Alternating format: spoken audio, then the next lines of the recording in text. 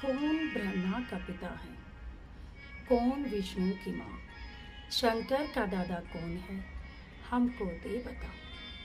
यह जानने के लिए अवश्य सुनिए जगत गुरु तत्वदर्शी संत रामपाल जी महाराज के अनमोल वचन, सभी पवित्र धर्मों के शास्त्रों के आधार पर सत्साह। विष ने जो बेचैनी करनी थी, हड़बड़ धोनी थी, कोई नहीं, शांत बैठी है। 1 घंटे तक वो खड़ा रहा, देखता रहा। आ गया तो मरी तक हो ना, वापस आ गया। उसने सोची ये तो बड़ा काम बना भाई, ये तो नहीं मर रही। तो उसने सोचा यो जहर ठीक ना था, उसको फिर बुला जो जहर लिया था, विष लिया था। कहने लगा भाई निकम्मे, तने तो जो विष क्या दिया तो बिल्कुल निष्क्रिय था। नहीं राजन, निष्क्रिय नहीं था।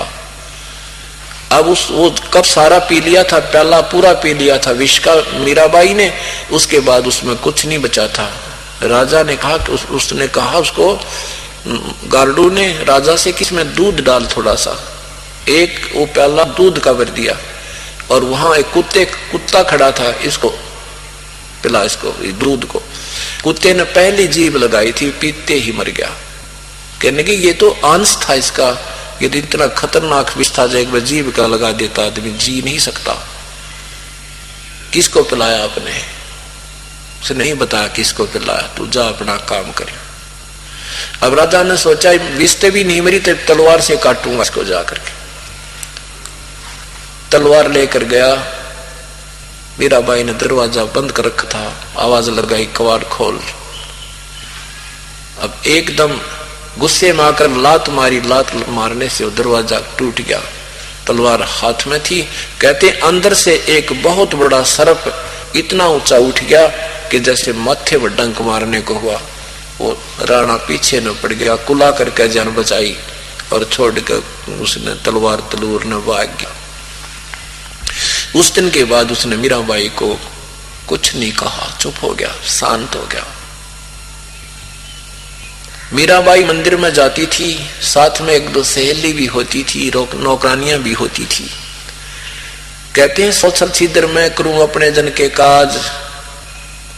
वो परमात्मा अपने भक्त रविदास के साथ उसी नगरी में पहुंच गए और वहां एक मंदिर में जो रास्ता जाता था उससे आधा किला 100 फुट की दूरी पर एक भक्त के वहां वृक्ष होते थे पहले, ज्यादा वृक्षों के नीचे एक सत्संग कर रहे थे। भगत के यहाँ रुके हुए थे।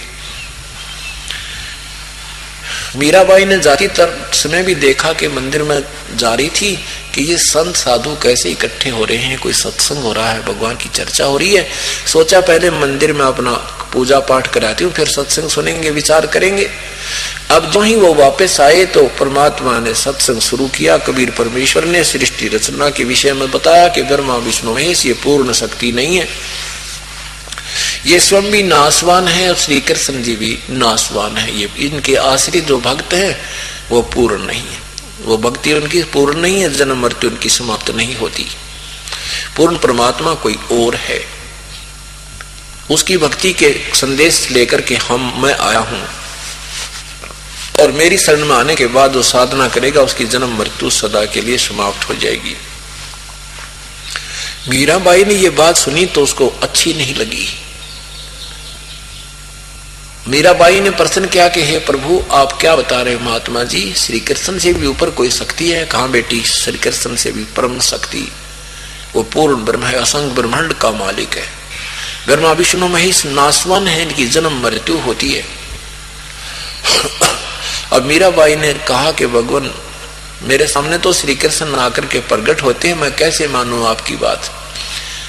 परमात्मा ने कहा बेटी श्री कृष्ण तो वहां पता नहीं कितने ग्वाल बालों के साथ भी प्रकट होते थे और ना जाने कितनों के सामने नाचा करते थे, लेकिन इस प्रकट होने से, सामने दर्शन होने से ये तो भूत पितर भी बहुतों ने दिख जाते हैं, लेकिन ये मोक्ष मत समझना, भक्ति विधिवत करोगी तो बात बनेगी।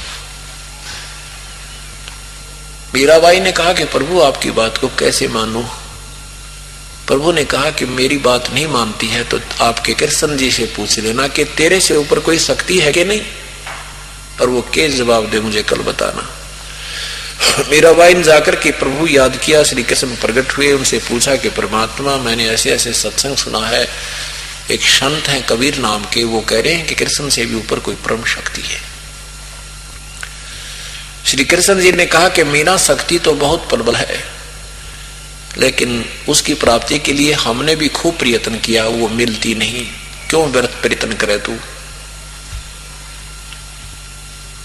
अब मीराबाई को धक्क देसी हुई रहते कि इन भगवान खुद स्वीकार करते हैं कोई शक्ति है, परम शक्ति जो कल्याणकारक है, लेकिन वो मिल नहीं रही। तो फिर इसका इससे सिद्ध है कि वो संत सही कह रहा है। अगले दिन पहुंच गई, चरणों में समर्पण कर दिया, आप मैं आपकी बेटी, आप मेरे भगवान, मुझे नाम दो परमात्मा, हमने तो भगवान चाहिए, यही जन्म के चक्कर में रहना ही है, तो फिर फायदा क्या भक्ति का। कहते हैं एक का चोट सिधारिया जिन मिलन दाचा, जिनको परमात्मा चाहिए और तो एक के झटके में समझ जाएंगे, तुरंत ही ज्ञान हो जाता है।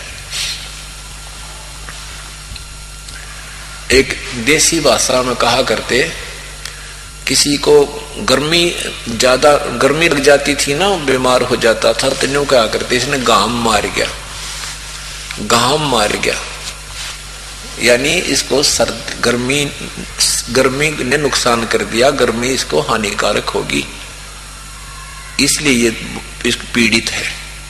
तो कहा करते कि गाम कब मार गया कोई ऐसी बात नहीं। फिर लोग दूसरे बताते थे कि गाम का तो एक चमका ऐसा होया करे, यानी वो पता नहीं एक सेकंड में ही हानि कर जाता है जब विशेष परिस्थिति होती है। तो कहा करते हैं ना, गाम का और ज्ञान का तो भाई चमका ऐसा होता है, यानी ज्ञान होना हो और घाम मारना हो, गर्मी सेधनी हो, हानिकारक होनी हो, वो तो सेकंड में कर जाती हो जाती है। तो ये ज्ञान का और घाम का चमका सा ही होता है, यानी सेकंडों में ही समझ में आ जाना होता है जो पुण्यात्मा होती है उनके। तो मीराबाई के एक का बात समझ में आ गई, जो भगवान भी न्यू के ऊपर है शक्ति, लेकिन वो मिल नहीं रही, हमने भी ट्राई कर ली। ये तो भाई आप भी भिखारी, फिर तो कृष्ण जी भी।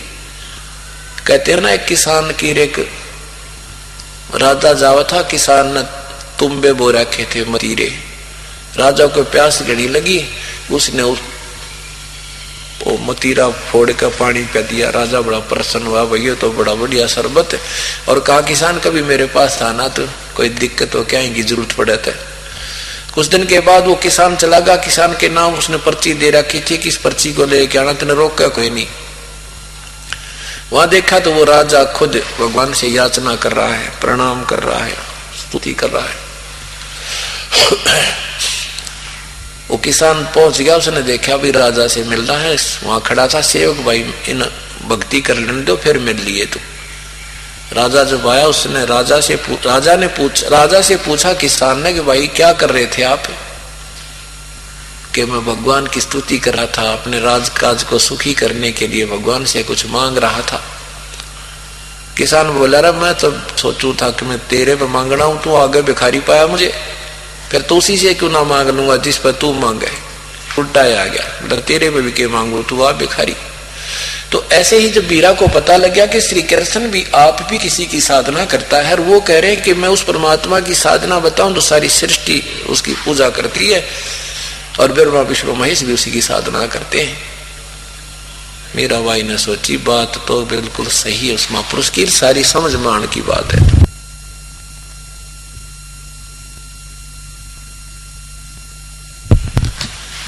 तब मीराबाई ने समर्पण कर दिया परमात्मा को आकर के। प्रभु ने कहा, बेटी उपदेश से बात बनेगी। मीराबाई ने कहा कि प्रभु उपदेश दे दो। अब मीराबाई ठाकुर की लड़की थी, परमात्मा ये देखना चाहता था इस लड़की में आत्म कल्याण के लिए कितना ज्ञान है, कितनी श्रद्धा है। इसलिए परमात्मा ने कहा कि जा मीरा, वो संत बैठे हैं, रविदास जी थे साथ में, उस भगत से नाम ले ले। रविदास जी के पास गई। रविदास जी को परमात्मा ने संकेत कर दिया था कि तेरे पास लड़की आओगी और इसको जो है ना तू नाम देना, और इसको बताना कि मैं चरमकार जाति से हूं, मैं चमार हूं। फिर ये क्या प्रतिक्रिया करती है इसके अंदर की भावना देखनी है हमने। अब श्री मीराबाई आदरणीय रविदास साहिब जी के पास गई और कहा, प्रभु मुझे उपदेश दे दो। रविदास जी ने कहा कि बहन, आप ठाकुरों की लड़की हो और मेरा नाम रविदास है, मैं चमार जाति से हूं और दुनिया तो ना जाने क्या क्या कुछ कहेगी, सोच दे तू। और गुरुजी से नाम लेने के बाद फिर मन में जब तेरे कोई दुर्भावना आ गई तो तेरा नाम नहीं रहेगा। फिर लोगों के कहने से तू मन में न्यू आ गई ना, मैंने किसते नाम ले लिया, चमारते नाम ले लिया और मन में तेरा खोट आ गया, तो बहन ये नाम खत्म हो जाएगा तेरा। मीराबाई कहने लगी, महाराज आप मेरे पिता, मैं आपकी बेटी, बाढ़ में जाओ संसार, मुझे अपना कल्याण चाहिए। आप मेरे पिता, मैं आपकी पुत्री, आप मुझे नाम दे दो, मैं नहीं सुनना किसी की। परमात्मा ने उसको कह दिया था रविदास को कि नाम दे देना, ये आदेश हो गया था भगवान का। रविदास जी ने उनको उपदेश दे दिया प्रथम मंत्र। अब मीराबाई पहले तो मंदिर में जाती थी दिन में, वहां परमात्मा 15-20 दिन रुके और ज्यादा स्टे कर दिया। वह लड़की रात्रि के समय सत्संग में आने लगी। अब रात्रि के समय सत्संग में आने लगी तो उसने देख लिया था उसके देवर ने कि न तो ये जहर से मर रही है, ना कांटे से कट रही है, इसका रक्षक भगवान है। अब इसने क्या करूं, इसका इलाज, इसने दूनी बेइज्जती करवा दी। अब कहते हैं बेटी माँ की बात को मानती है, तो माँ बुला ली मीराबाई की और उसको कहा कि अपनी बेटी को समझा दे, अपनी भक्ति घर पर कर ले ये, और इसने हमारी बेइज्जती करवा दी, तू समझा दे इसको, ऐसा ना करे। तो मीराबाई की माँ उसको समझाती हुई क्या कहती है, मीरा उसका उत्तर देती है, सत्संग में जाना मीरा छोड़ दे, सत्संग में जाना मीरा छोड़ दे,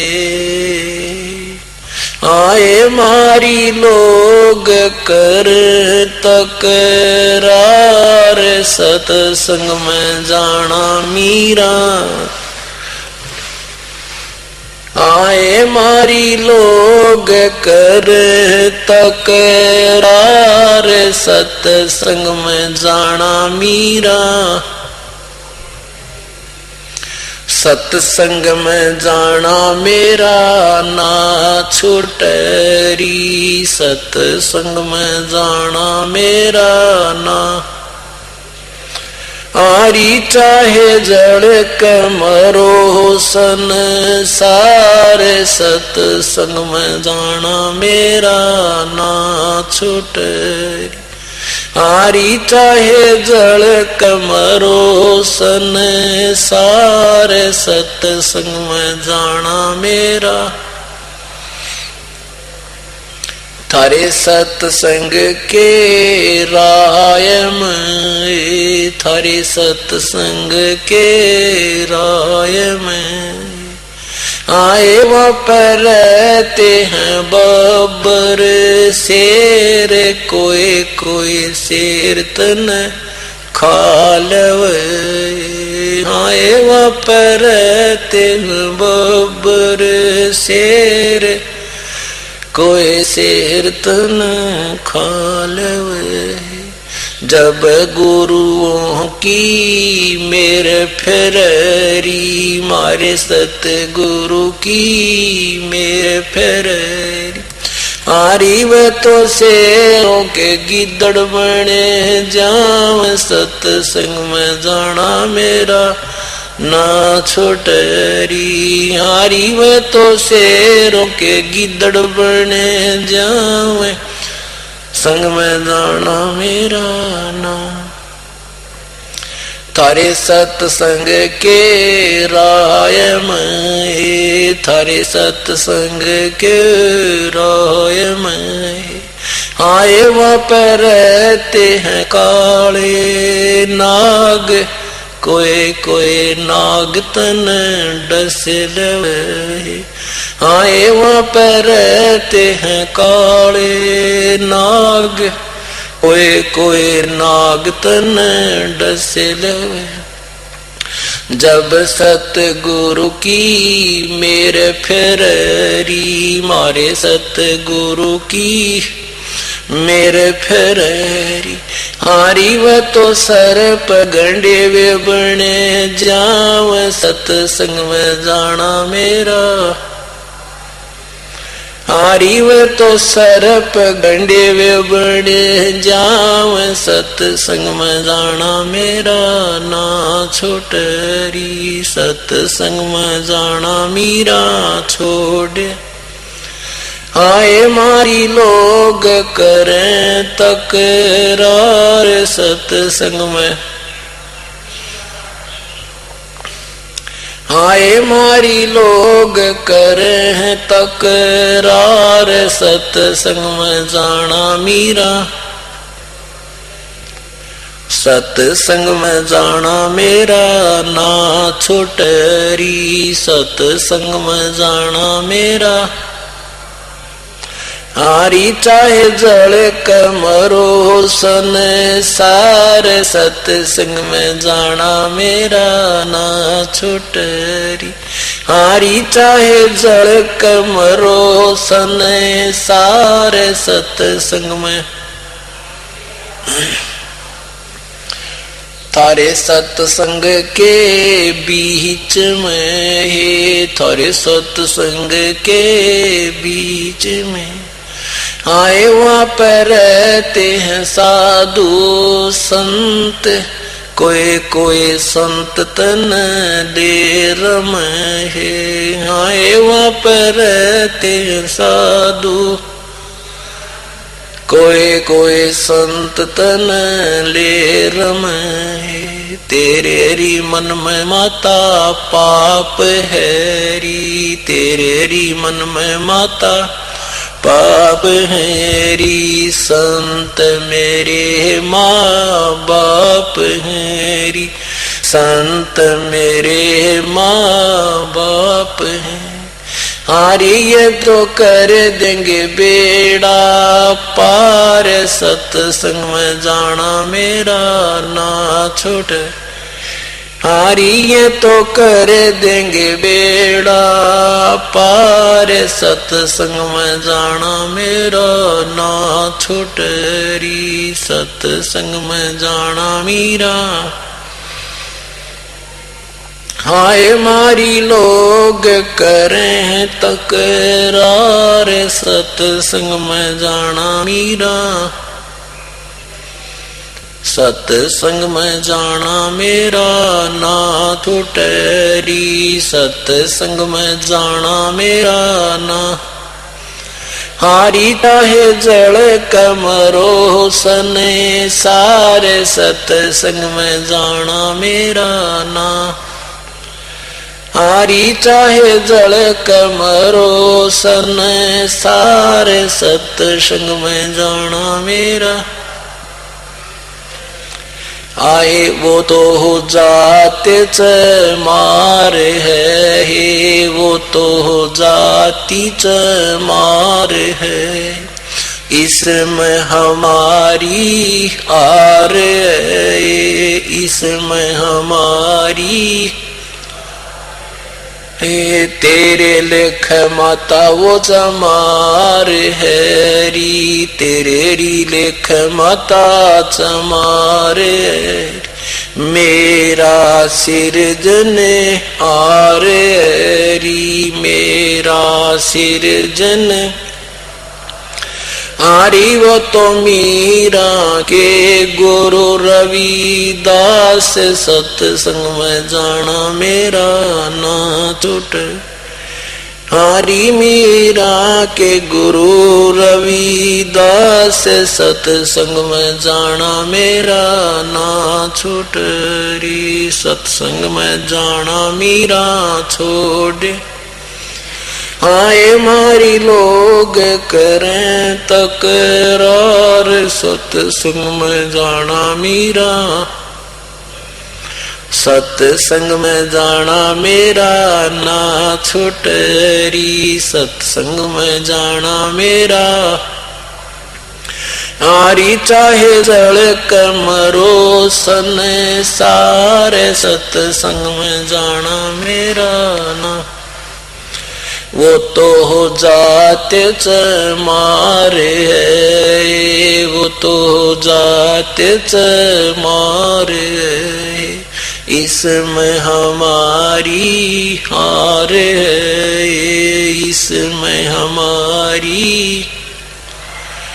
तेरे लेख माता चमारी, तेरे लेख माता चमारी, मेरा सिरजन आरी, मेरा सिरजन रे हरि। हरि व तो मीरा के गुरु रविदास, सत्संग में जाना मेरा ना छूटे।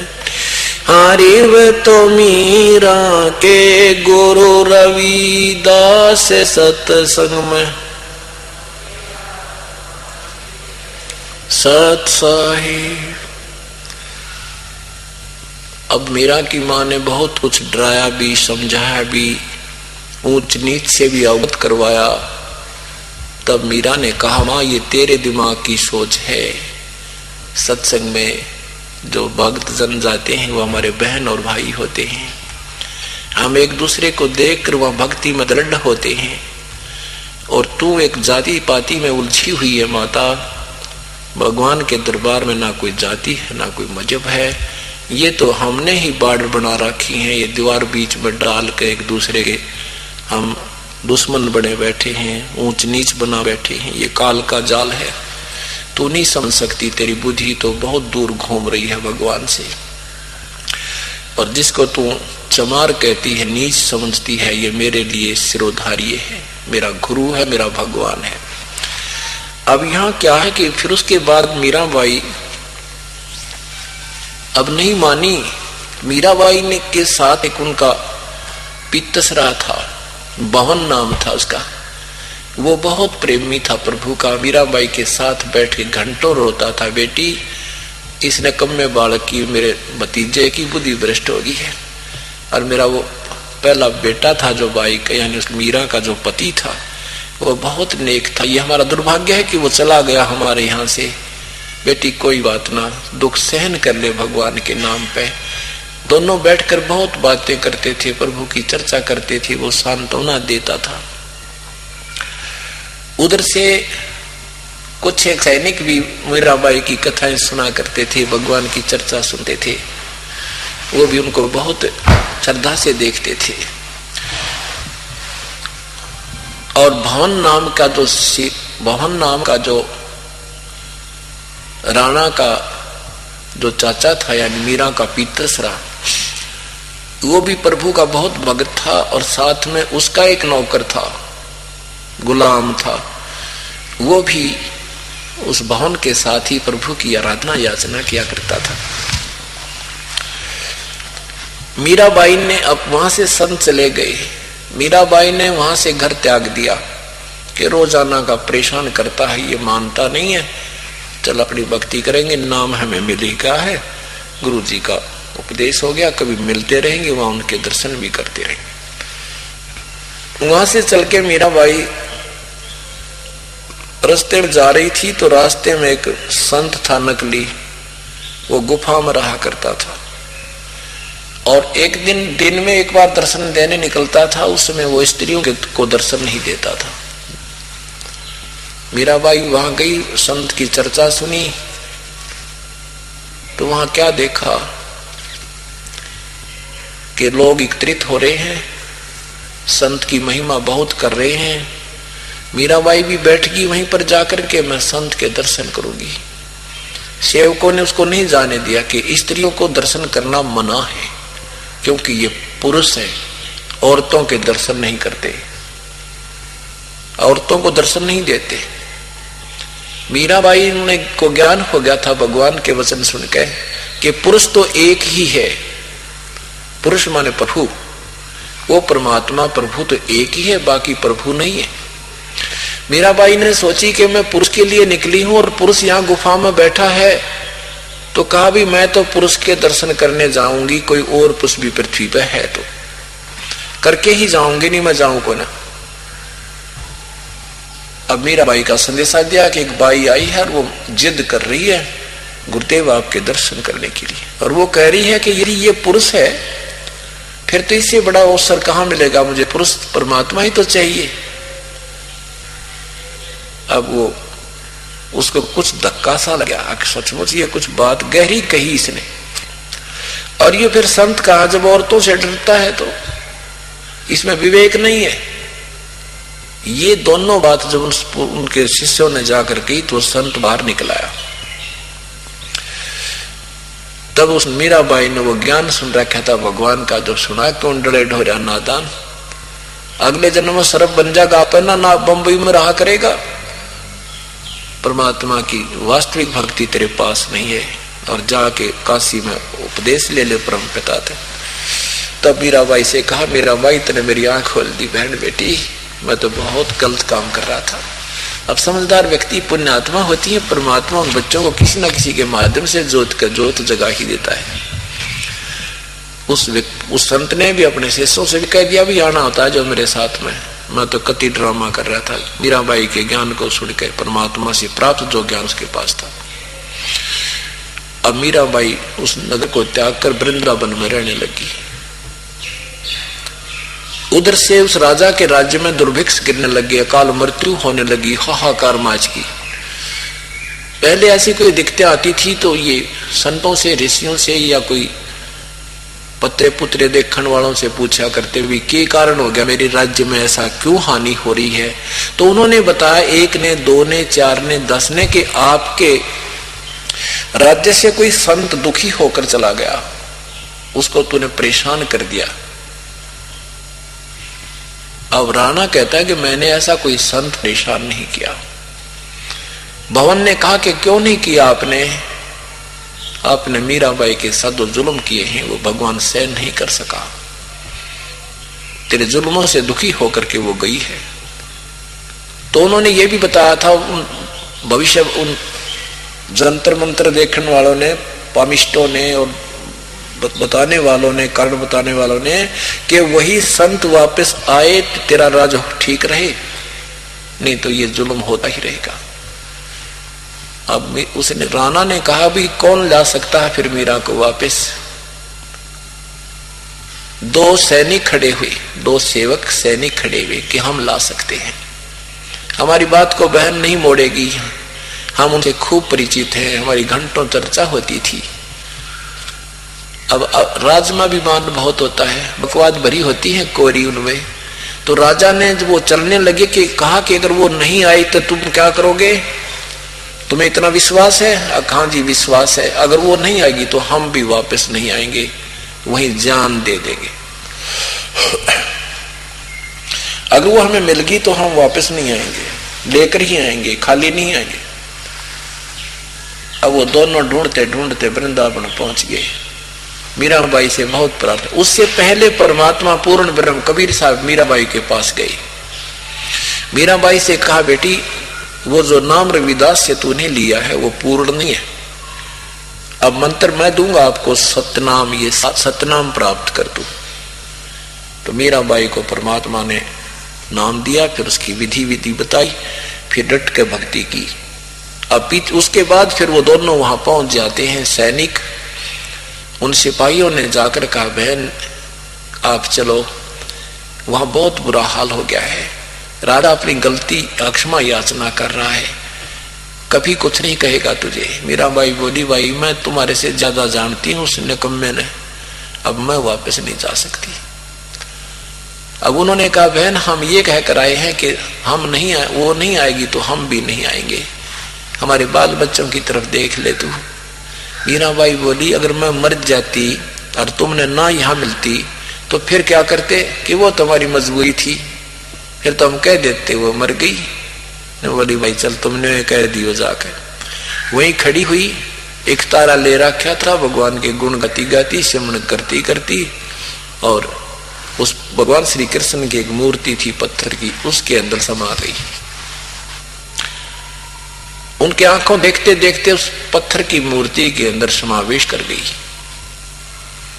अब वो दोनों देखते रह गए। कहा आकाशवाणी में जाओ भाई, कह दिए वो मर गई। अब वो दोनों वापस आ गए। वापस आए तो उधर से वो उसका चाचा, जो राणा का चाचा भवन, और उधर से वो राजा उसका भतीजा, वो घोड़े को लेकर, घोड़ों पर सवार होकर के कहीं जाने की तैयारी कर रहे थे, दूसरे देश, नगर में या कैसे भी कोई शिकार से कोई खेलने जाया करते, शिकार भी खेलने जाते थे। तो कुछ दिन पहले वो महामंत्री था, ये क्या नाम है, भवन जो है इसका महामंत्री था, किसका, राणा का, क्योंकि अपना कॉन्फिडेंस चाचा उसने महामंत्री रखा था। और एक बार वो राणा के साथ भवन उनका महामंत्री, तो उसने गर्भवती मृगणी को काट दिया था। गर्भवती मृगणी उसकी तलवार से शिकार कर दी थी, और वो तड़प तड़प का माँ बेटा दोनों मर गए थे। उस दिन के बाद वो मीराबाई से आकर उसने बताया कि बेटी आज मेरे से ये गलती होगी। मीराबाई ने कहा चाचा तेरे जुल्म कर दिया, आप भक्त नहीं बन सकते, आप भक्ति नहीं कर सकते, ऐसे नरसंहार करते हो, आपके बच्चे ने, आपकी पत्नी ने कोई काटे गर्भवती को, कैसा दुख हो। उसके बाद वो भवन भगत बन गया था और मीराबाई का हर संकेत समझने लग गया था। और मीराबाई ने उसको भी कबीर परमात्मा से वहां उपदेश दिला दिया था, तो वहां वो भक्ति कर रहा था। उसके बाद उसने क्या किया कि राजा के साथ नहीं जाऊंगा तो ये नाराज होगा, तो भवन ने अपनी तलवार काठ की बनवा के और म्यान में फिट कर ली थी कि आगे से मान ले इसके साथ जाना भी पड़ जाएगा, तो कोई शिकार करना भी पड़ गया तो उसने लकड़ी की मार मूर दूंगा, वो बेहोश हो जाएगी, इसलिए नौराजी हो जाएगा, शिकार खेल लिया और हिंसा ना होगी, फिर ठीक हो जाएगी। ये मैं ना किसी को मार दूं, बेशक मुझे ही शेर खा जावे, इस दृष्टिकोण से काठ की तलवार डाल ली। एक दिन उनके दूसरे मंत्रियों को पता लग गया कि भवन तो काठ की तलवार रखता है, लकड़ी की। अब उन चुगलखोर व्यक्तियों ने राजा से कहा, राजा ये आपका चाचा आपका दुश्मन है, ये तो लकड़ी की तलवार रखता है, आपको कभी मरवा देगा वहां पर। अब राजा को विश्वास नहीं हो रहा, भाई नो सीधा कहूं कैसे अपने चाचा को, और भाई निकाल तेरी तलवार चेक करूंगा, कभी नहीं करी थी चेक उसने, अविश्वास नहीं किया था। फिर उन कईयों ने कहा, एक ने कहा, दो ने कहा, चार ने कहा, तो चक्कर दिमाग घूम गया राणा का। उसने कहा भाई ठीक है, आदेश दे दिया कि सभी मंत्री महामंत्री अपने अपने हथियार लेकर के लाइन में खड़े हो जाओ, सब की चेकिंग करूंगा। अगले दिन उन्होंने आदेश दे दिया। अब हो गए खड़े सारे, भवन भी खड़ा हो गया, सबकी तलवार देखता हुआ आ रहा है, सबकी तलवार देखता हुआ आ रहा है। अब जो ही भवन ने सोची आते नौकरी गई, अरियो ने कमा के केस सजा दे देगा। राजा का दिमाग बहुत खराब होता था, लेकर के याद अपने परम पिता को, और ऐसे वह तलवार निकाल दी, ले जो देखी होगी देख ले, ये है मेरे। जो ही तलवार निकाली तो इतनी स्टेनलेस स्टील की होगी जो कर बिजली चमका करे, इतनी चमक हुई इसकी तलवार में, और काट की नहीं रही। बोलो सतगुरुदेव की जय। अब सारा सभा स्तब्ध रहेगी कि लकड़ी की हमने 2 मिनट पहले देखी इसकी खोल के, और ये कैसे स्टील की बनी। ऐसे भी चमत्कार उस भवन को हो चुके थे, पूरा दृढ़ विश्वास हो गया। उसके बाद तुम्हें भगवान न पड़ा है। तो अब उधर से वो सैनिक आए उस दिन, जिस दिन मीराबाई से वो मिलकर वापस आए, मीराबाई संसार में नहीं रही। उस दिन भी वो घोड़े तैयार करके दोनों के दोनों, राजा का घोड़ा भी महामंत्री का घोड़ा भी, एक गुलाम पकड़े खड़ा था, और भवन जो अपनी सारी तलवार पूरी डाल के तैयार खड़ा था शिकार जाने के लिए, बाहर जाने के लिए। तो राजा ने सोचा मैं 2 मिनट कार्य, अपना दफ्तर का कोई कार्य करके चलता हूं। इतने में जो ही वो बैठा ही था, वो दोनों सैनिकों ने प्रवेश किया सभा में।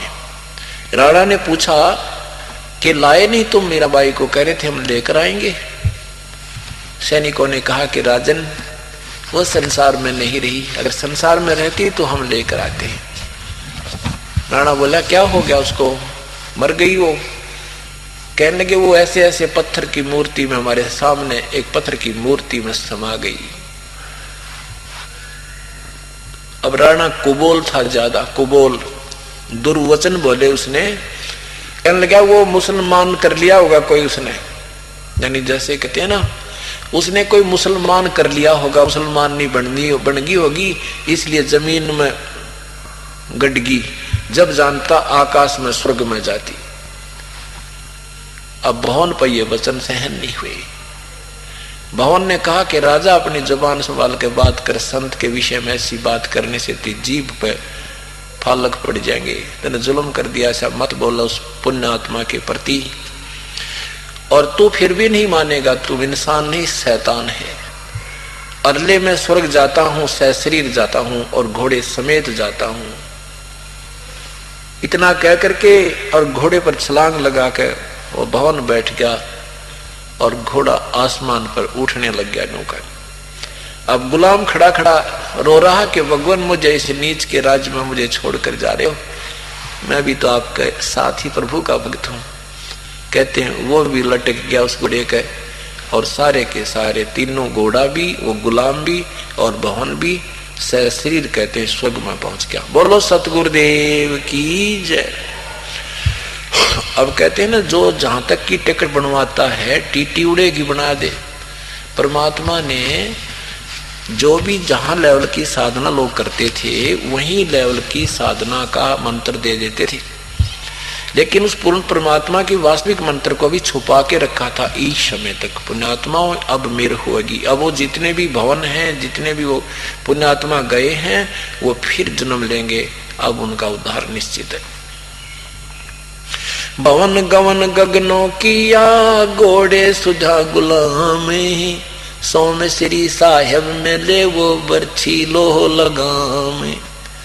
आदरणीय गरीबदास साहब जी कहते हैं कि भवन ने गवन गगनों किया, आसमान की तरफ गवन किया, और घोड़े सधा गुलाम, घोड़े समेत गुलाम भी गेल लटक रहा था। अन्यों के नो जाके भगवान विष्णु को मिले घोड़े समेत भी। अब कहते हैं ना, जैसे एक गंदा अंडा था और वो उसमें खोगड़ में पड़ा था, भगवान शिव ने पार्वती को वचन सुनाए थे, उस गंदे अंडे ने वो वचन सुनकर उसमें शक्ति आ गई थी, सुखदेव ऋषि बन गया था, और उसी बैटरी चार्ज से वो भी आकाश में उड़ने लग गया था। ऐसे ही सत भक्ति जो पूर्ण संत से प्राप्त करके जो भी साधक संत भक्ति करते हैं, उनसे अन्य प्राणियों पर भी कुछ असर पड़ जाता है।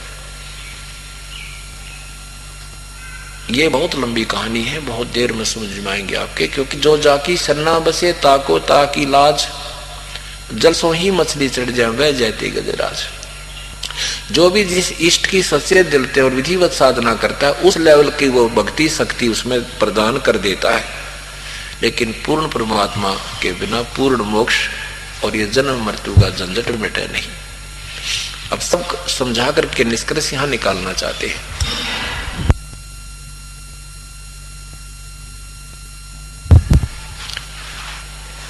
अब क्या बताते हैं, मन तू पावेगा अपना किया रे, भोगेगा अपना किया रे। जैसे तू कर्म करेगा वो भोगेगा, और पूर्ण परमात्मा की शरण में आने के बाद पापों का भोग नहीं होगा। अब ये सारा विचार सत्संग वो बहन उसको सुना रही है जिसका पुत्र बिगड़ गया था, जो विधवा भी हो रही थी। उस लड़की को यह बात समझ में आ गई और वो अपने उस बहन के साथ सत्संग में जाने लग गई। सत्संग में जाने के बाद फिर परमात्मा के वचन महिमा सुन करके वो ओतप्रोत हो जाती है। उपदेश ले लिया। उपदेश लेने के बाद फिर प्रतिदिन प्रार्थना करती थी अपने भगवान गुरुदेव से कि हे गुरुदेव, हे भगवान, हे मालिक, एक ही पुत्र है, छोटा सा पाला था, पिता की मृत्यु हो गई थी इसके की, और ये 5 वर्ष का था। आशा की थी कि बड़ा होगा, इसको पाल पोस कर शादी करूंगी, मेरा जीवन सफल हो जाएगा। हे भगवान, ये बेटे की ममता मेरे तो छूटती नहीं, इसको अपने चरणों में लो मेरे मालिक। परमात्मा गुरुदेव कहते थे, बेटी आप भक्ति करते रहो, कदे तो दीन दयाल का भनक पड़ेगी कान, कभी तो सुनेंगे तेरी। एक दिन उस बहन ने क्या किया, अपने गुरु बहन भाइयों के सामने प्रार्थना की कि मुझे भी एक दिन एक समय का भोजन देने का अवसर दे दो। पूरे दिन का तो नहीं दे सकती, मैं बहुत गरीब हूं, एक शाम का भोजन मुझे दे दो। अब किसी ने नहीं दिया, कहने की बहन मुश्किल से 1 महीने में नंबर आवा है और हम नहीं दे सकते, हमारी मजबूरी है। भगवान गुरुदेव से नंबर लवा लो, फिर आपका नंबर आवा जब दे देना। वो इतनी प्रेरणा प्रेरित होगी कि आज जब बात बन जाए, भगवान कद कद बात पड़े, काल करे सो आज करे, आज करे सो अब। परमात्मा सुनाते हैं रोज के पल में प्रलय हो जाएगी, फिर कराएंगे कब। इस दृष्टिकोण से बहुत उत्सुक होगी। परमात्मा सब खेल करते हैं। करे करा वसाइया मन में लहर उठा, दादू सिर दर्जी कयू आप बगल हो जा। जब उसने ज्यादा ही प्रार्थना की, आंखों में आंसू भर आई। उसी बहन ने जिसने उसको नाम दिलवाया था, उसी ने कहा कि आप शाम का भोजन, आज कल मेरा समय है, कल तू शाम का भोजन ले ले, करवा दे महाराज जी को। अच्छा भी बड़ा भला हो तेरा, बड़ा भला हो तेरा, तेने मेरी आज कति आत्मा खुश कर दी। अब उस लड़की ने शाम के समय बड़ा भोजन बनाया, खीर बनाई, हलवा बनाया, रोटी बनाने लगी। उसी समय बुखार हो गया, भयंकर बुखार हो गया कि 10 कदम चल नहीं सकती, इतनी विवश हो गई। उसने सोचा अपने बेटे को कह दूंगी, आएगा जब, और वो महाराज जी का भोजन दिया होगा। पर विश्वास था कि शायद मना भी कर सकता है, वो अनाड़ी बहुत हो गया है। उधर से उस लड़के ने, वो लड़का चोरी करने लग गया था, निकम्मे बच्चों के संग हो गए। और वो क्योंकि रोजाना शराब पीना, नशीली वस्तुओं का सेवन करने के लिए पैसा कहां से आया, उन्होंने चोरी करने लग गए। उसके साथियों ने और उसने उसी रात्रि में एक स्कीम बना रखी थी कि आज रात्रि में राजा के महल में चोरी करेंगे और रानियों के हार जो होते हैं ना, 9 लाख रुपए के होते हैं, मालो माल हो जाएंगे, ठठ से कोठी बनावाएंगे, न्यू कराएंगे। अपने मियाँ मिठू लड्डू बना रहे थे वह। अब उन्होंने सकी बनाई कि रात्रि में 12 बजे माता के मंदिर में आ जाना। सबने स्कीम फाइनल कर दी। उधर से लड़का गया घर पे, उसकी माँ ने कहा बेटा देख मेरा बहुत बुखार हो गया। लड़के ने हाथ देखा, कहा मम्मी माता जी आपको तो बहुत बुखार है, कमाल हो गया, कति सारा शरीर गर्म आपका। तो माँ क्या हो गया? मेरा ना बेटा अचानक बुखार बन गया। आज मेरी एक प्रार्थना है बेटा तेरे से, ये आज मैंने ऐसे ऐसे एक बहन से शाम के आहार मांगा था, भोजन का भंडारा मांग रखा गुरुदेव का, और बेटा मैं विवश हो गई हूँ, मैं नहीं जा सकती, और तय ये भोजन एक बार गुरुदेव का आश्रम में पहुंचा गया। अब वो लड़का, क्योंकि उसने पता था 8 बज गए जाऊंगा, 9-10 बज जाएंगे, 1 घंटे में 2 घंटे लग जाएंगे, और कहीं मैं साथियों के साथ चोरी करने में शामिल ना हो सकूं और मुझे वो चोरी के माल ना मिल पावे, मैं निर्धन ना रह जाऊं। इस दृष्टिकोण से कहने लगा माँ मैं ना जाऊं, मैं नहीं जाऊंगा तेरे आश्रम में। उसकी माँ ने कहा बेटा नाट्या ना करते, संतों का भोजन है, पहुंचा है बेटा, तेरे पुण्य बन जाएंगे। ना मुझे ना चाहिए से पुण्य, और मैं ना जाता, मैं ना जाऊं। और माँ तेरे बारे में लोग बिराना के कहते हैं, मैंने बहुत सुननी पड़ती है। और उल्टी बात बनाने लग गया निकम्मा, माँ की बात स्वीकार नहीं की। अब जान की वो माँ भी के अनाड़ी है, यू मानने को ना रोन लगी बैठ के, भगवान इससे अच्छा थी बेटा ना होता तो।